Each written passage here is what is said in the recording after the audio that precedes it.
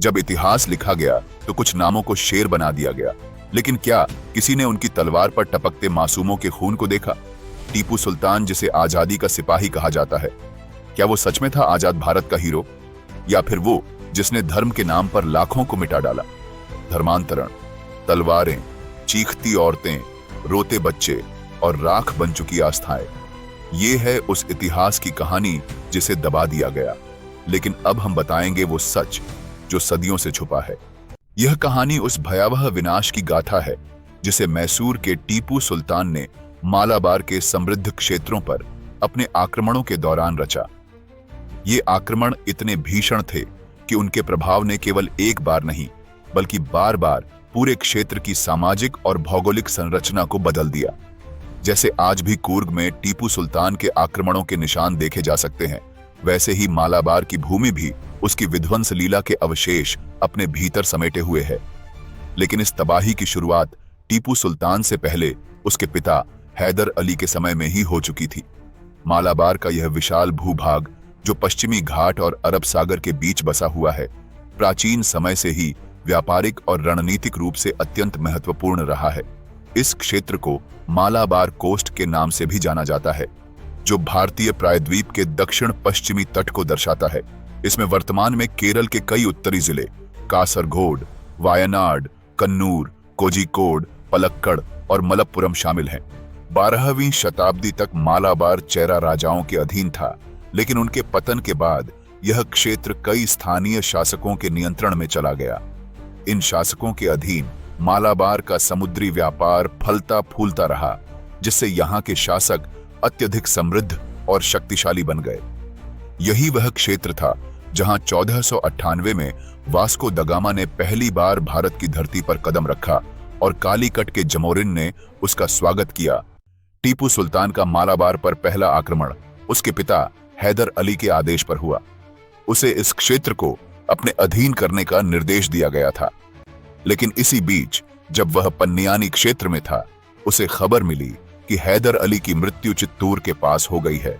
इस घटना के बाद टीपू सुल्तान ने खुद को बादशाह घोषित किया और दोबारा मालाबार की ओर कूच किया। अब वह पहले से अधिक शक्तिशाली हो चुका था, क्योंकि मराठों, निजाम और नवाबों के विरुद्ध उसकी सफलताएं उसे अजेय होने का भ्रम दे रही थीं। अपने इस अभियान के दौरान जब वह श्रीरंगपट्टन लौटा तो उसने आदेश दिया कि पुराने मैसूर नगर को पूरी तरह ध्वस्त कर दिया जाए। उसका उद्देश्य था कि वहां के अपदस्थ राजाओं की सभी यादें इतिहास के पन्नों से मिटा दी जाएं। इसके बाद उसने मालाबार पर अपना अगला प्रहार किया। इस बार उसकी सेना कालीकट पहुंची, जहां उसने सामाजिक व्यवस्थाओं को बदलने का प्रयास किया। वह वहां की प्राचीन बहुपतित्व पॉलीएंड्री प्रथा से विशेष रूप से असंतुष्ट था। उसने गरीब हिंदुओं को चेतावनी दी कि यदि वे इस प्रथा का त्याग नहीं करते तो उन्हें जबरन इस्लाम कबूल करवा दिया जाएगा।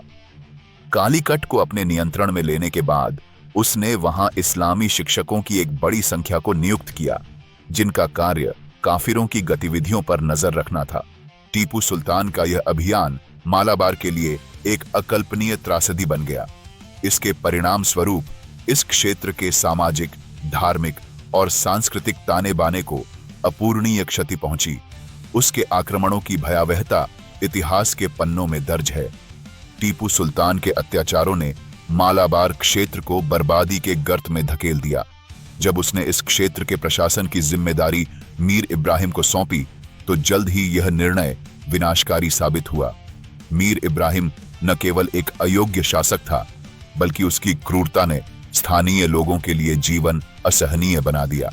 उसकी बर्बर नीतियों के कारण मालाबार के नायर समुदाय में आक्रोश भड़क उठा और कुछ ही महीनों में यह विरोध एक उग्र विद्रोह में बदल गया। विद्रोह को कुचलने के लिए टीपू सुल्तान को स्वयं मालाबार आना पड़ा। उसने इस विद्रोह को वैसी ही निर्ममता से कुचला जैसे वह अपने अन्य अभियानों में करता था। एक विशाल सेना के साथ कूर्ग से आगे बढ़ते हुए उसने अपने सैनिकों को पूरे क्षेत्र में फैला दिया ताकि विद्रोही नायरों को खोजकर मार दिया जाए। वह स्वयं कुटीपुरम की ओर बढ़ा, जहां 2000 नायर योद्धाओं ने अपने परिवारों की रक्षा के लिए अंतिम सांस तक युद्ध किया। लेकिन संख्या और संसाधनों की कमी के कारण वे अंततः आत्मसमर्पण करने को मजबूर हो गए। टीपू सुल्तान को अपने धार्मिक उन्माद को प्रदर्शित करने का इससे अच्छा अवसर नहीं मिल सकता था। उसने आदेश दिया कि सभी कैदियों को इस्लाम स्वीकार करने का विकल्प दिया जाए, अन्यथा उन्हें श्रीरंगपट्टन निर्वासित कर दिया जाएगा। निर्वासन के भय से अधिकांश ने अनिच्छा से पहला विकल्प स्वीकार कर लिया। अगले ही दिन सभी पुरुषों का जबरन खतना कर दिया गया, जबकि महिलाओं और पुरुषों को गोमांस खाने के लिए मजबूर किया गया, ताकि यह प्रमाणित किया जा सके कि वे अब इस्लाम कबूल कर चुके हैं। टीपू सुल्तान के प्रतिशोध का सबसे बड़ा शिकार चिरक्कल के राजा बने। उन पर झूठे आरोप लगाकर उनकी हत्या कर दी गई और उनके मृत शरीर को सार्वजनिक रूप से लटका दिया गया। इस अभियान के दौरान मालाबार के मंदिरों को लूटा गया और भारी मात्रा में संपत्ति हड़प ली गई। अपने विजय अभियान के अंत में टीपू सुल्तान ने कन्नूर की राजकुमारी को मजबूर किया कि वह अपनी बेटी का विवाह उसके बेटे अब्दुल खालिक से कर दे। कालीकट की धरती पर हुए नरसंहार की गवाही कई प्रत्यक्षदर्शियों और इतिहासकारों ने दी। इस तबाही का उल्लेख विलियम लोगन के मलाबार मैनुअल, मलाबार गजेटियर, पुर्तगाली मिशनरी फादर बार्थोलोम्यू की वॉयज टू ईस्ट इंडीज और जर्मन मिशनरी गुनटेस्ट के विवरणों में मिलता है। ब्रिटिश सैन्य अधिकारियों की रिपोर्टों में भी इस हत्याकांड का उल्लेख किया गया है। फादर बार्थोलोम्यू के विवरण में इस त्रासदी की भयावहता स्पष्ट होती है। टीपू सुल्तान की 30,000 क्रूर सैनिकों की सेना पूरे क्षेत्र में नरसंहार करते हुए आगे बढ़ी।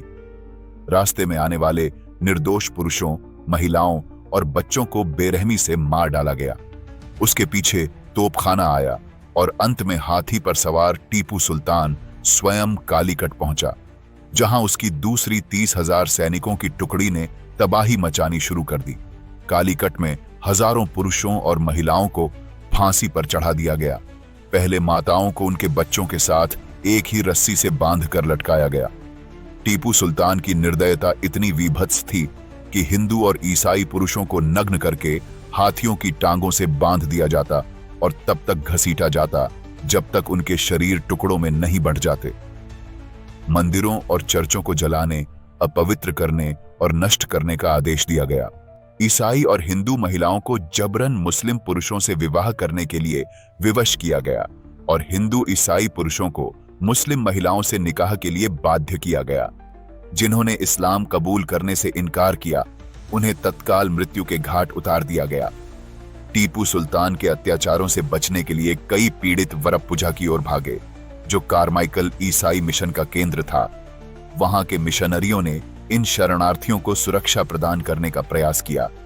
फादर बार्थोलोम्यू ने स्वयं कई पीड़ितों को नाव के जरिए वरप्पुझा नदी पार करने में मदद की, ताकि वे टीपू सुल्तान की सेना के क्रोध से बच सकें। लेकिन कालीकट की तबाही इतनी भयानक थी कि इस नगर का पूरा अस्तित्व हमेशा के लिए बदल गया। कभी यह क्षेत्र 7,000 से अधिक ब्राह्मण परिवारों का घर हुआ करता था, लेकिन 1788 में हुए टीपू सुल्तान के आक्रमण के दौरान 2,000 से अधिक ब्राह्मण परिवार पूरी तरह समाप्त हो गए और जो बचे वे जान बचाने के लिए जंगलों में भाग गए। टीपू सुल्तान स्वयं इस रक्तपात पर गर्व महसूस करता था। उसने अपने अधिकारियों को लिखे पत्रों में अपनी सफलता का उल्लासपूर्वक उल्लेख किया। सैयद अब्दुल दुलाई को लिखे एक पत्र में उसने घोषणा की कि लगभग पूरा कालीकट इस्लाम में परिवर्तित कर दिया गया है। केवल कोचीन की सीमा पर कुछ हिंदू इस्लाम कबूल नहीं कर पाए थे, लेकिन उसने जल्द ही उन्हें भी धर्मांतरण के लिए मजबूर करने की योजना बनाई। उसने इसे जिहाद बताया और इसे पूरा करना अपना पवित्र कर्तव्य समझा। एक अन्य पत्र में उसने अपने अधिकारी बदरुज्जमान खान की प्रशंसा करते हुए उसे सूचित किया कि 135 नायरों का खतना कर दिया गया था और 11 छोटे बच्चों को उसुद इल्हाए टुकड़ी में शामिल कर लिया गया था। शेष 94 को अहमदी सेना में भर्ती किया गया।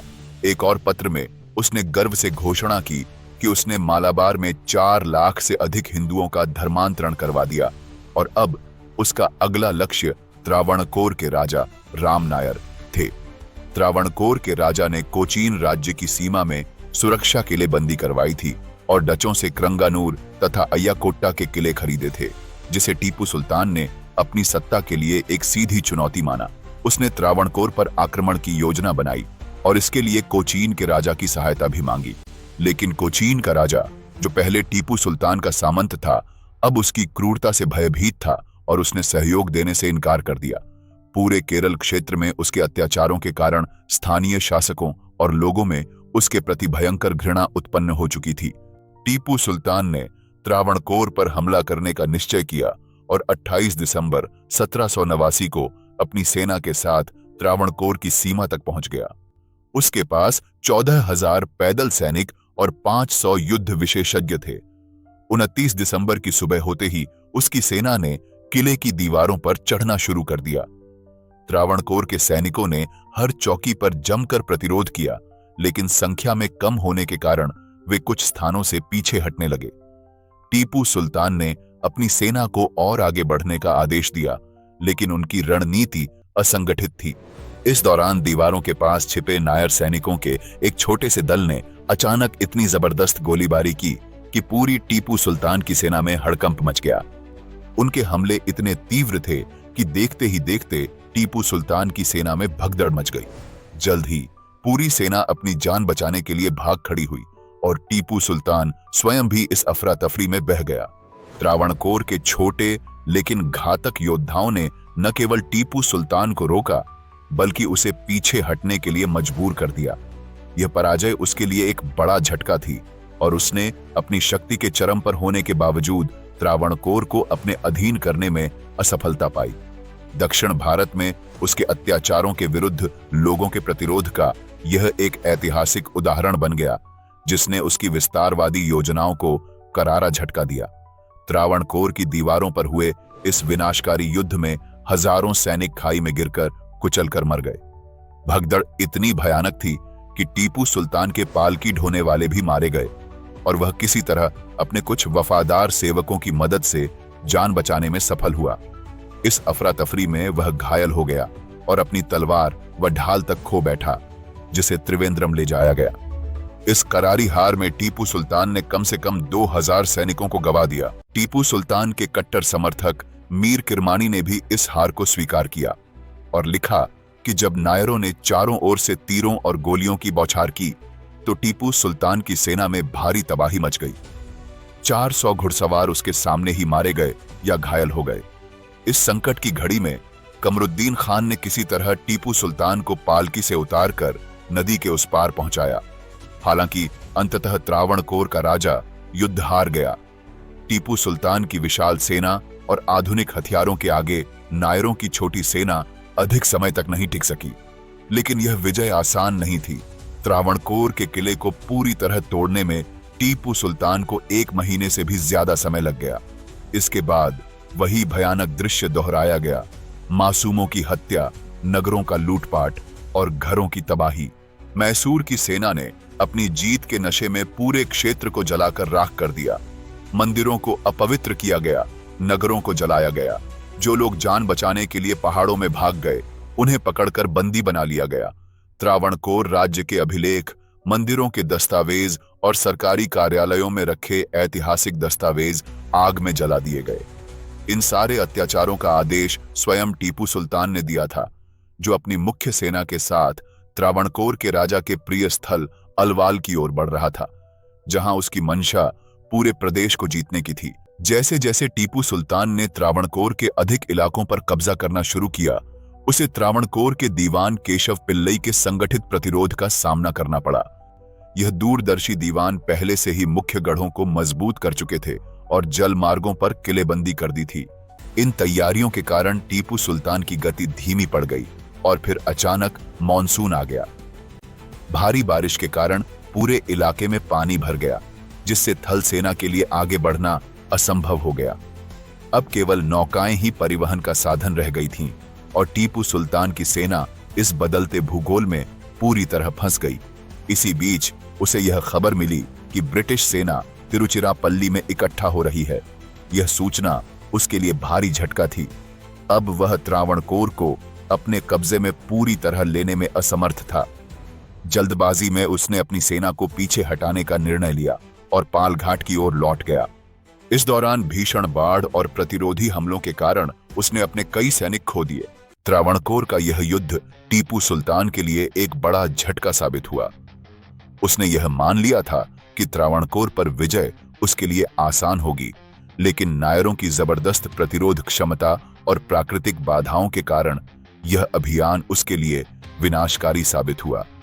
यह हार न केवल उसकी सैन्य ताकत पर सवाल खड़े कर गई, बल्कि पूरे दक्षिण भारत में उसके क्रूर शासन के खिलाफ एक चेतावनी बन गई।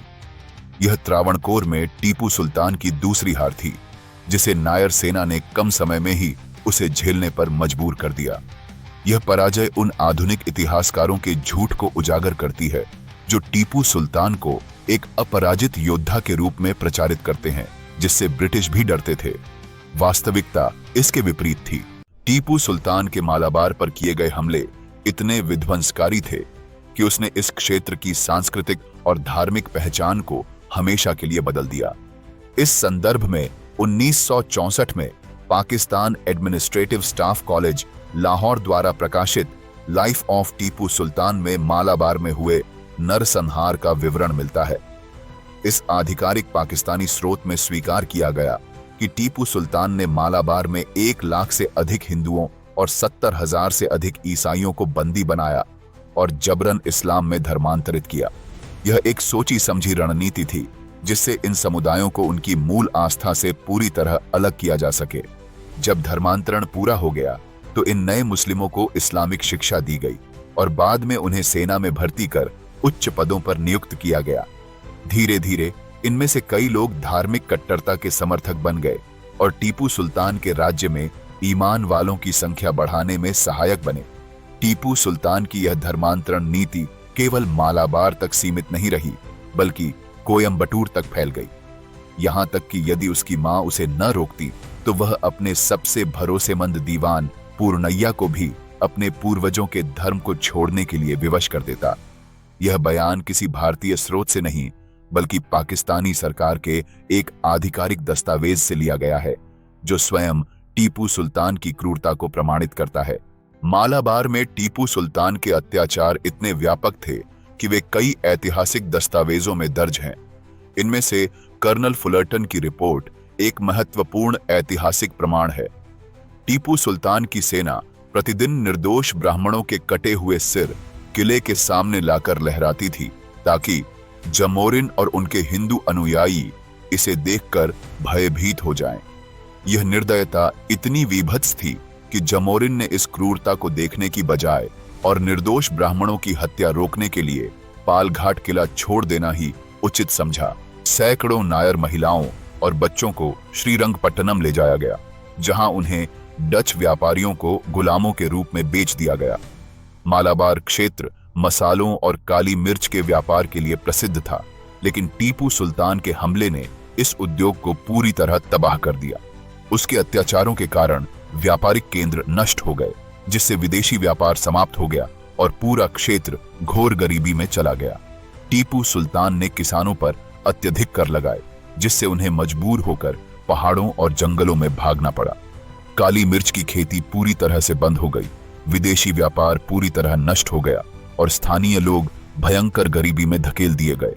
स्थिति इतनी गंभीर थी कि कोचीन का शक्तिशाली शाही परिवार भी पलायन कर गया। जब उन्हें पता चला कि टीपू सुल्तान की सेना अलुवा तक पहुंच चुकी है, तो वे सुरक्षा की तलाश में वैक्कम पैलेस चले गए। इतना ही नहीं, आज भी मालाबार के लोग टीपू सुल्तान के विनाशकारी अभियान को पडायोट्टम सैन्य आक्रमण के नाम से याद करते हैं, जो उनके लिए बेहद कड़वा और दर्दनाक अर्थ रखता है। जब टीपू सुल्तान का अत्याचार अपने चरम पर था, तब ब्रिटिश सरकार ने कोई हस्तक्षेप नहीं किया। ब्रिटिशों की निष्क्रियता के पीछे कई संभावित कारण थे। वे संधि निभाने के नाम पर अंधे हो गए थे। मद्रास प्रशासन की अक्षमता और भ्रष्टाचार ने उन्हें रोक दिया। संभवतः मद्रास के नौकरशाह टीपू सुल्तान के धन के प्रभाव में आ चुके थे। मैंगलोर संधि के तहत ब्रिटिशों ने मालाबार पर टीपू सुल्तान को पूरा नियंत्रण सौंप दिया। एक कट्टरपंथी मुस्लिम शासक जो बार बार वादों को तोड़ता था, उसे इतनी शक्ति देने का सीधा अर्थ था कि वह इस क्षेत्र में अपनी मनमानी कर सकता था। संभवतः सबसे चौंकाने वाली बात यह थी कि ब्रिटिशों ने त्रावणकोर और कोचीन के शासकों की मदद की अपील को पूरी तरह अनसुना कर दिया। जबकि वे ब्रिटिशों के सहयोगी थे।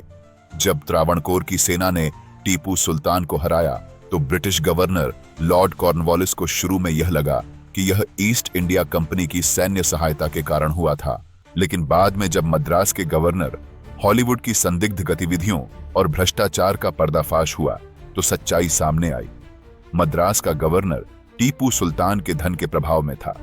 उसने ब्रिटिश सैनिकों को त्रावणकोर की सीमाओं पर तैनात करने का आदेश तो दिया, लेकिन उन्हें स्पष्ट निर्देश दिया कि वे युद्ध की स्थिति में त्रावणकोर की मदद न करें। जैसे ही लॉर्ड कॉर्नवालिस को यह सच्चाई पता चली, हॉलीवुड को उसके पद से हटा दिया गया और कॉर्नवालिस ने स्वयं मद्रास सेना की कमान संभाली। परंतु यह बहुत देर से हुआ।